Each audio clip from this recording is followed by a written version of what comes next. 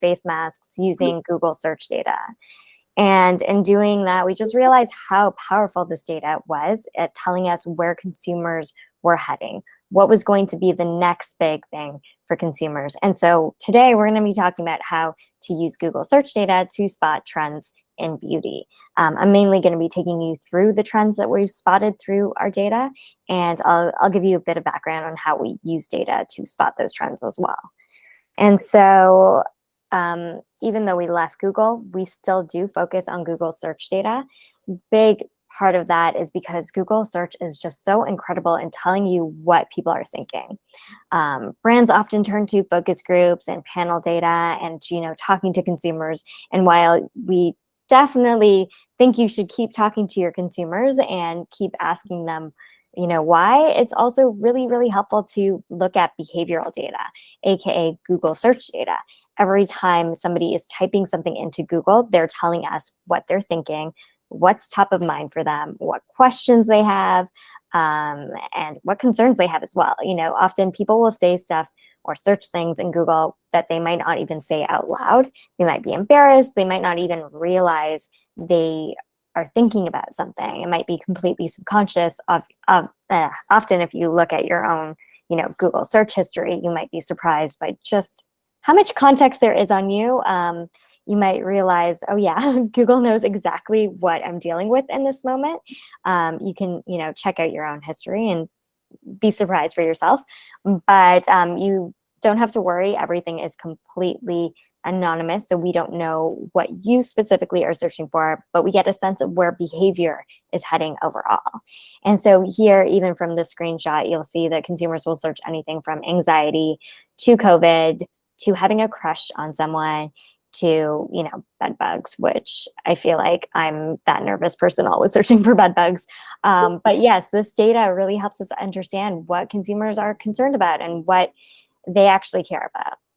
And so what we do at SPATE is we we take over 20 billion search signals. So yes, a lot of big data related to the beauty and wellness category. And we run machine learning on top of this.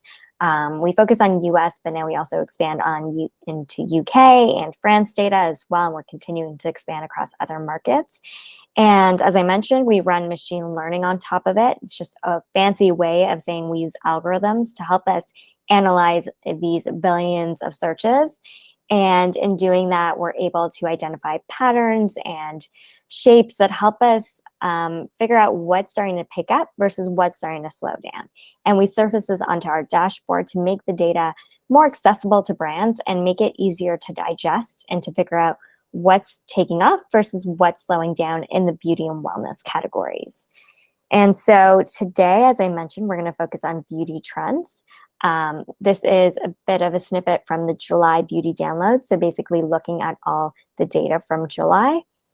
We're looking at July data in 2022 versus, 2021 and 2020. But here you'll see how it's been transitioning over the last 3 years.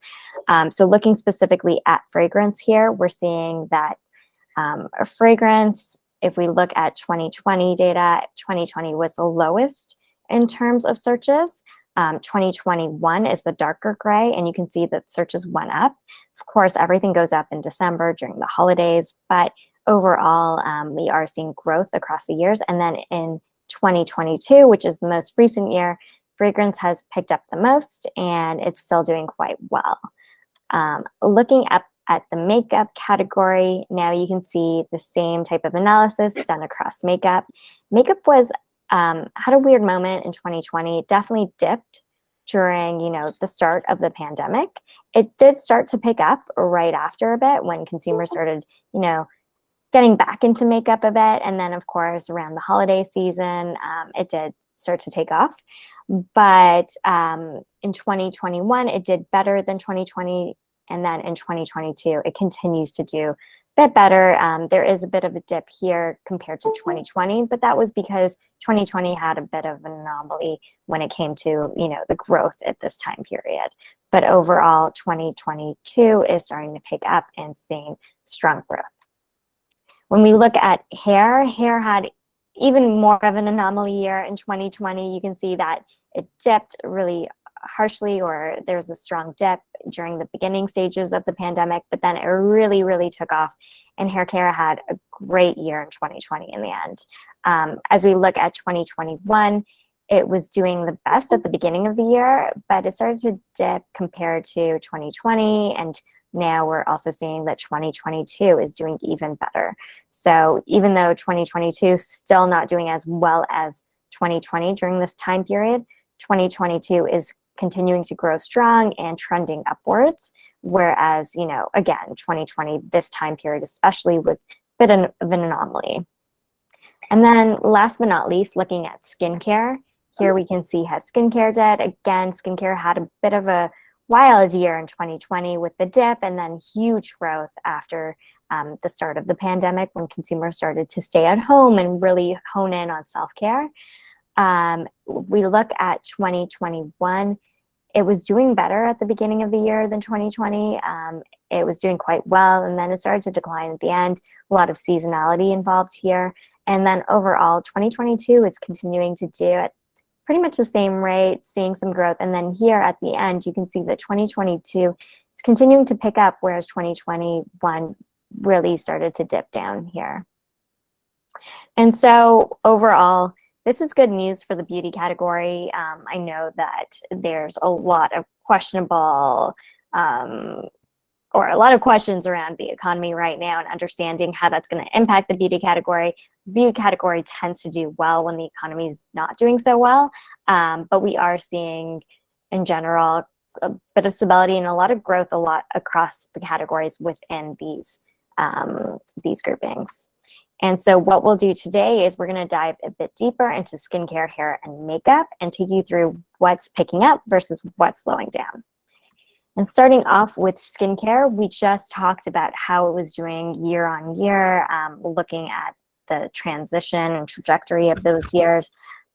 What we're seeing here is specifically looking at July 2022 versus July 2021 and seeing the different product areas within skincare. And so here you can see that sun care, moisturizers, and cleansers are the biggest in terms of growth when we're comparing July 2022 versus July 2021. What is so interesting about this is that sunscreen products are in decline compared to last year. Sunscreen actually had a huge moment at the beginning of this year. Everyone was talking about sunscreen, caring about sunscreen, buying sunscreen, and now we're starting to see it dip compared to last year.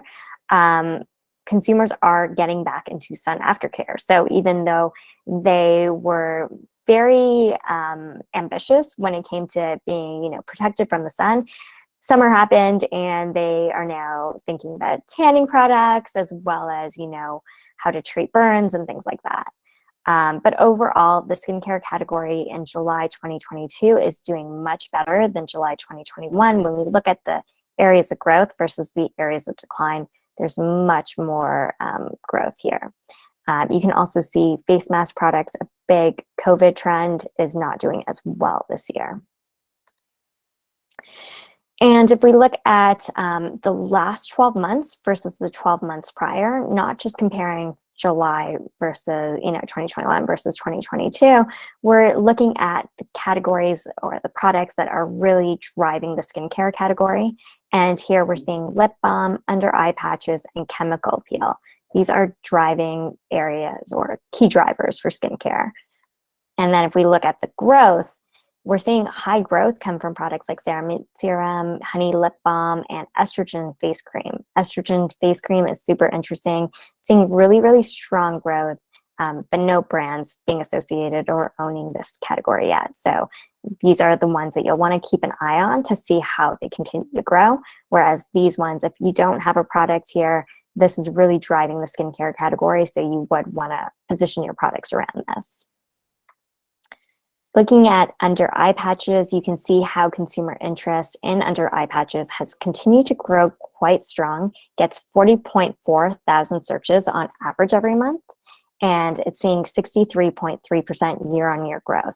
Here are just some of the top searches that consumers are making when they're looking up under eye patches, and this is a trend that is predicted to last. So it's continuing to grow strong, and it's predicted to continue growing strong over the next 12 months.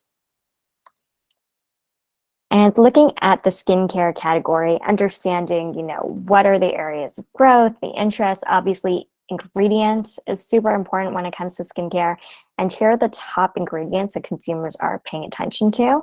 And so tretinoin, ceramide, and glycolic acid, these are the key drivers. These are the ingredients that are driving the biggest increase in interest across consumer searches and skincare. Whereas the growth areas are, I don't even know how to pronounce this ingredient, but seeing really, really strong growth, copper peptides and algae. This is driving consumer interest. These are up and coming, whereas these are, what's really driving the category. This ingredient in particular, I cannot pronounce, but it's super interesting. Salma Hayek has actually touted it as an ingredient that she uses for anti-aging. It apparently is used for as a burn solution, any type of burn victim solution. And consumers are now paying attention to it as a skincare product because it helps to rejuvenate and repair your skin. Something to keep an eye on. And if we look at copper peptide in skincare, it gets 6.2 thousand searches on average every month, and it's seeing 99.3% year-on-year growth. This interest is mainly coming from The Ordinary, very strong association with The Ordinary, you can see in the top searches, but consumers are still looking for best serum. So there is still, that question around which serum or which brand has the best copper peptide serum. So even if you aren't The Ordinary, there is still room and opportunity around this ingredient. And so this is an ingredient that consumers are starting to pay more attention to. Again, in skincare, it's known for reducing fine wrinkles, fine lines, and sagging skin, and stimulating collagen and elastin production. So lots of benefits here that consumers are associating with this ingredient, and something that brands can leverage. And looking at the skincare category, understanding, who are the brands that are owning this space according to consumer search. We're seeing La Roche-Posay, Supergoop, and Laneige really, really driving consumer interest in the skincare category. These are the key drivers. These are the brands owning the category. I'm not surprised. I'm sure you're not surprised to see this. These are kind of the tried and true brands that consumers have been touting for a little while now. Supergoop being the most, I think, recent up-and-coming brand that's really taken off over the last couple of years. La Roche-Posay and Laneige are heavily touted by celebrities. They have great deals, and they're all over TikTok, and definitely backed by celebrities and influencers. Whereas if we look at the high growth skincare brands, these are new up and coming brands that are seeing really, really strong growth. Goa Skincare is heavily associated with men. It's, their marketing, everything is tied to men. And so it's interesting to see this as an up-and-coming brand. Skin 1004, I don't know if that's how they pronounce it or call themselves, but this brand is positions itself as being 100% Korean-produced skincare, very heavily related to Korean skincare, which of course K-beauty has been around for a while, and is continuing to, consumers obviously still find that interesting. We are starting to see interest around Korean skincare or Korean beauty in the makeup world as well. So it shows that still is heavily weighted by consumers. And then ASDM Beverly Hills, this is actually very much associated with the ingredient that I couldn't pronounce that is right here.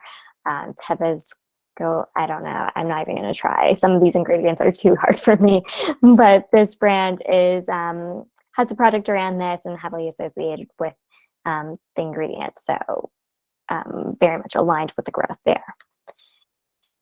And if we look at Laneige specifically, doing a bit of a deep dive on how this brand is doing in skincare, they get almost 200,000 searches on average every month in the US. They're doing really, really well. They're growing 33.7% year on year, which of course not as high as one of these type of brands, but at the end of the day, much higher when you consider how big the search volume is. So they're seeing really, really strong growth and continuing to grow upwards. And so that's super important. If you look at their trajectory, this is, the last couple of years, you can see how they continue to pick up year on year. If we look at the top searches, it's very much related to the lip sleeping mask. Lip masks have also been trending for the last bit. And so it's no surprise that Laneige is really dominating and owning that space and seeing strong growth alongside it as well. And so some main takeaways from skincare is, one thing that's super interesting, the under eye interest. That was a big topic when we were thinking about, above mask. Is that going to last? Will it, won't it? And we're seeing that consumers are continuing to show interest with the eye area. And I think, there's the eye area. What we're also seeing is, the lip mask. So getting really specific about eyes, lips, and creating products specific to those areas might be a great way to win with consumers. We're also seeing that science-backed ingredients are continuing to dominate within the skincare space. Consumers want to see science. They want to understand why ingredients will work. And that is something that you can leverage and continue to explain to your consumers to show them why these ingredients are important and how they can work to help consumers achieve certain results.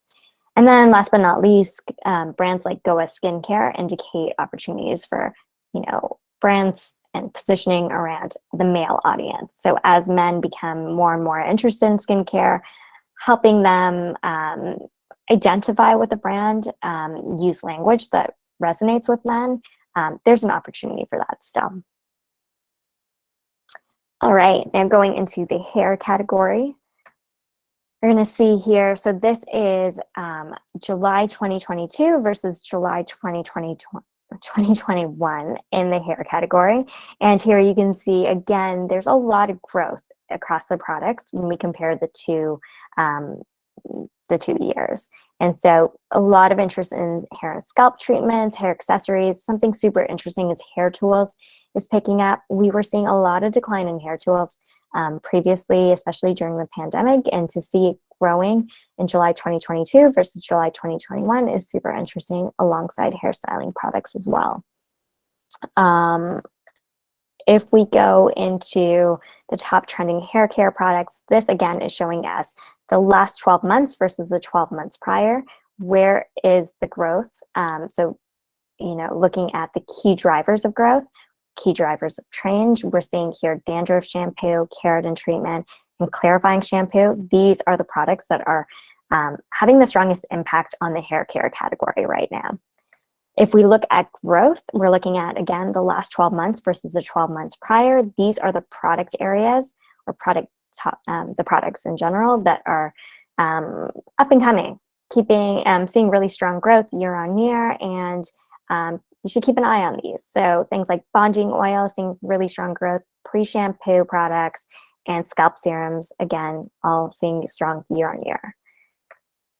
If we look at pre-shampoo, I think this is so fun and so interesting. I think if you try to compare, the skinification of hair, it's really interesting. Consumers, of course, this is still low in search volume. 1.4 thousand searches on average every month indicates that it's still quite niche, but consumers really were quick to adopt a 12-step routine in skincare. And now we're starting to see more emphasis on routine in the hair category, which I think is fascinating and something that we can really continue to explore and see how many other products or steps could be added to help consumers achieve the results that they want to achieve, because they're willing to do those steps. We're seeing this with pre-shampoos. We're seeing it with, hair oils and serums and scalp products that they're taking the time to explore, because at the end of the day, they will put in the effort required to get the results that they want. And so looking at the ingredients in the hair category, we are seeing ingredients like keratin, rosemary, and mint. These are the biggest drivers of change within the hair care category. And then if we look at growth, up and coming, seeing really strong year-on-year potential or growth potential. We're seeing rosemary oil, sea salt, and oats.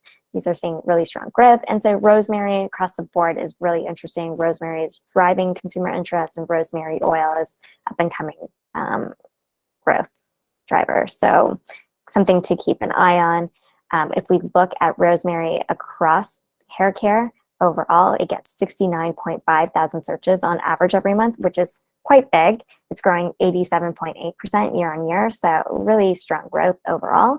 And you can see here that consumers are searching for it in generic ways. They're also associating with this specific brand, but most importantly, they're associating it with hair growth. And I think that's something to really take note of when we look at the hair care category overall. Consumers are definitely prioritizing hair growth and ways of strengthening their hair through oils and so on. When we look at the top trending hair brands, you'll see brands like Olaplex, Redken, Neutrogena. These are the drivers of change. So these are the brands that are driving the biggest positive change in the hair category. Olaplex, of course, has just been winning and like crushing the last year or so, and Redken is starting to see strong growth. They recently launched an acidic bonding oil product. I forget exactly what it's called. And then Neutrogena is seeing strong growth from their T-gel scalp products. So lots of scalp and bonding type of products that are seeing or dominating the space right now. And if we look at the top growth brands, we see here brands like Pelexil. Don't know exactly how it's pronounced, but this is a brand that I believe is taking off on Amazon. We're seeing that in growth, though, in growth on Google searches. And then Kaleidoscope hair products, they have drops as well for strengthening your hair. And then Grow Gorgeous is also taking off. And so these are brands that, again, highly associated with hair growth, scalp treatments that will, allow or enable your hair to grow stronger and healthier. And looking at Olaplex, really strong volume, 662,000 searches on average every month in the US, strong year-on-year growth, and continuing to grow strong. So here you can see they've just been taking off really strong growth and then predicted to continue growing strong over the next 12 months. Here you can see the top searches. So, even just a very generic high level of Olaplex shampoo, even misspelling Olaplex shampoo is the second search. But you can see that consumers are really looking at across all the different products and formats and so on. And if we click through here, you'll see that there is strong growth across the board for their different products. So here are the top increase or the top drivers that consumers are searching for on Google. Number 4, bond maintenance shampoo. Number 7, bonding oil. And the number 6, bond smoother. So these are the top products that consumers are searching for when it comes to Olaplex, or top products driving consumer change. And so understanding the hair care category and the main takeaways, what we're seeing here is the rise of pre-shampoo and shampoo really indicate this importance of hair cleansing, but I think also this idea of a routine and this idea of being able to create a routine when it comes to hair care and adding new steps and being really thoughtful and intentional about their process. Whether it's, cleansing on certain days or having a few different steps every time they do cleanse their hair.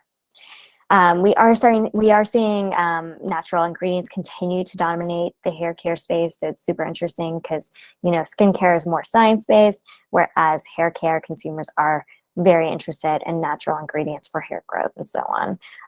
We are also seeing a lot of interest around bonding. So bonding was, definitely a conversation that has been triggered by Olaplex, but we're starting to see this come across from other brands as well, such as Redken and so on. And, beyond bonding, also the scalp conversation has been really top of mind. So it's, either bonding or scalp, any type of conversation around that when it comes to hair growth is super important to consumers. And last but not least, we have the makeup category. So makeup has been a very, very interesting category. If we look at July 2022 versus July 2021, you'll see here that a lot of the face type of products are seeing strong growth. So concealer, blush, highlighter, bronzer, setting spray, foundation, face primer, powders, and so on. We do see that lipstick is declining if we, again, compare July 2021 versus 2022. But if we do look at the entire year compared to, the last 12 months compared to the 12 months prior, what you'll see is that lipstick is continuing to grow. So actually, lipstick category had a really big summer last year. And so compared to that, it's not doing as well. But overall, the lipstick category is seeing strong growth, and it is actually continuing to drive the makeup category right now.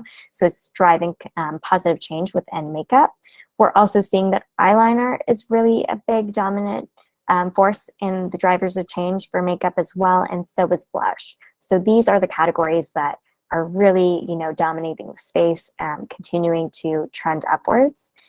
And if we look at where the areas of growth are, some innovation like eyebrow stamps are seeing strong growth, waterproof eyeshadow is seeing strong growth, and chocolate lipstick. Again, lipstick is trending overall, and consumers are experimenting with different colors there. So we'll get into that a bit more second. So looking at the lipstick category, here you can see, I think this is actually lipstick as a product itself. You'll see how it did really pick up in 2021. And then in the summer, it really has strong growth. And compared to that, it's not seeing as strong growth, but it is still trending upwards overall and predicted to continue growing. If you look at the different, the top searches, it's very dominated by brands. You can see there are generic searches like red lipstick and black lipstick, but terms like MAC lipstick and YSL lipstick and Tom Ford lipstick, these are really dominating the category.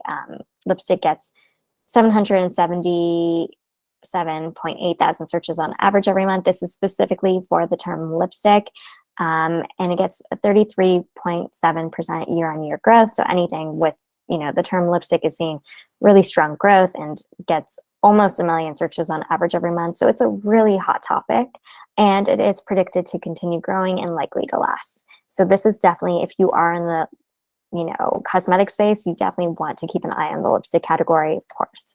The top colors that are trending, so red, orange, plum, these are the colors that are driving the biggest increase in searches. These are dominating the change in the category. So positive change is coming from these colors. The strongest positive change is coming from these colors. Whereas if we look at growth, these are the up and coming areas of growth. So something you want to keep an eye on are chocolate, plum again, and orange again. So actually a lot of overlap between where the growth is coming from and what is driving the biggest change in the category. So that's interesting, and you would probably want to really focus in on plum and orange at those points then. Looking at the top trending makeup brands, we're seeing brands like Clinique, MAC Cosmetics, Charlotte Tilbury. I don't think anyone would be surprised if they saw Charlotte Tilbury here, but what is super interesting is that these are the big brands. So when we look at, where the growth is coming from, what's dominating the makeup category, it tends to be the big brands are really owning the space. And I guess that makes sense because they're owning the space. Whereas in skincare and hair, we do find new up and coming brands that can take over. The makeup category is still top, mainly dominated by the more traditional brands. And what I mentioned there is that even Clinique is a top trending brand in makeup. They're also a top growth brand. So looking at the top growth, Clinique is as well seeing strong growth.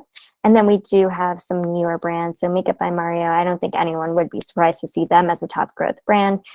Really strong interest in the new products that they've delivered. And then this brand, Saint, much smaller in terms of volume, but really strong year-on-year growth. This is a new MLM company, and that is seeing strong success in social media and so on. And that is translating to Google search data.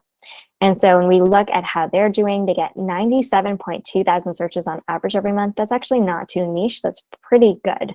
And they're seeing strong year-on-year growth. So 221% year on year. You can see that they kind of came out of nowhere and they're just really, really taking off.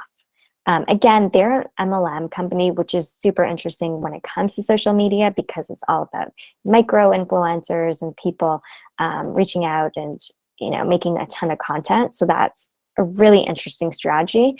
But they also are like showing a lot of innovation and capturing attention through that. And so what we're seeing here is, they have a whole face in one type of compact, and they're showing innovation through including all these different types of products as one product here. You can see that foundation creams and palettes are seeing strong growth. Cream contour and palette is seeing strong growth as well. So they're really, really tapping into this behavior overall and, capturing consumer attention and consumer demand by providing products that consumers actually care about. Something that's also interesting is thinking about how consumers have been using certain products like blush stick. They'll be using it for their lips, their eyeshadow, and so on. And so tapping into that behavior and creating products like this where consumers can use these different colors in different ways, it's also kind of interesting and something to pay attention to.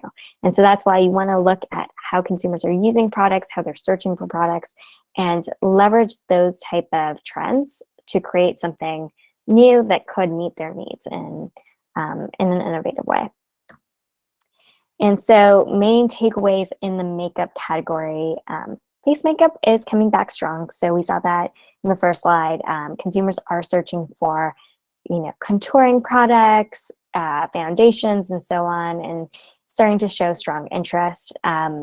Even though it wasn't top of mind for consumers during the pandemic or the late stage of the pandemic, consumers first showed interest in eyeliner and different eye type of makeup products, and then it went to lipstick, and now we're starting to see that face makeup is starting to pick up again, which is very exciting for the makeup category.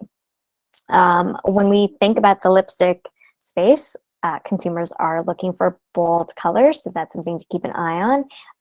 Again, colors like plum and orange are super interesting, where they're seeing growth and also driving the category. So they're seeing strong enough volume to have an impact on the category, and it's not just a niche color that's seeing strong growth. These are colors that are actually having an impact, and so it could be interesting to leverage bold colors a bit more in your messaging and your communication. Last but not least, growth of all the top brands. Okay, so brands are showing the top growth brands that we saw in the data are showing that they're mainly driven by lip and complexion products. So again, highlighting this interest in lipstick and also face-related products, something that you'll want to keep focus on in your content, in your messaging, put up front and center on your website and so on, because this is really driving consumer interest in different brands. And so that's just a quick snippet. It feels like a lot, but we actually have way more. We have a dashboard that covers all the different products, trends, brands, and so on. And so you can request a free trial at www.spate.nyc, get your demo, get your trial, and try out the dashboard yourself. I'm also think we have some time right now for Q&A, about 20 minutes. So you can either email or you can just ask a question now.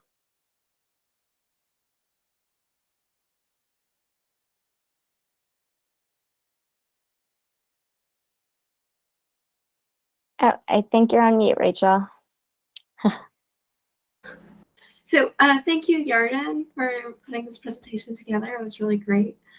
We have a question from Christina.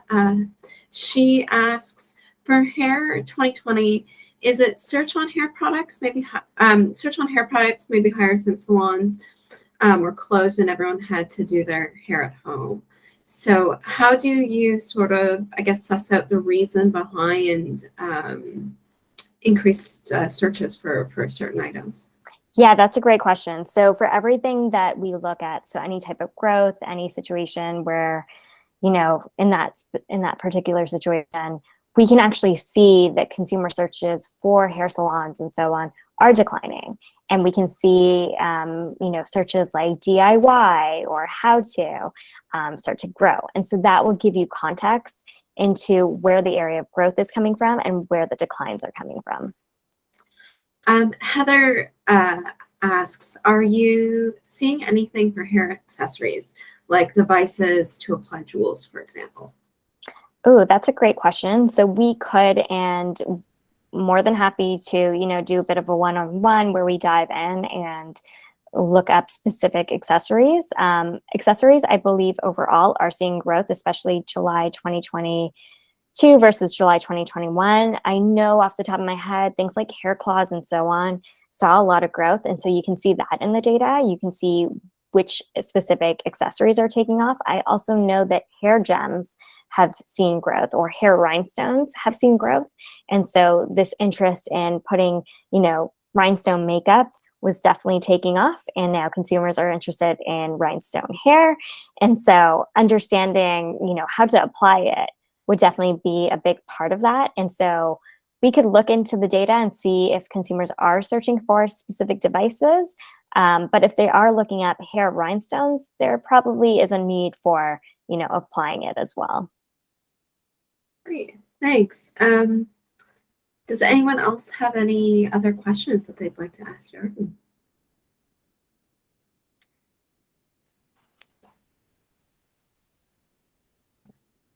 And if there are any topics you want to look into, I can even do a bit of a demo. We can, I can share my screen, take you through the dashboard, and we can do, let me just pull it up. I actually have a question. What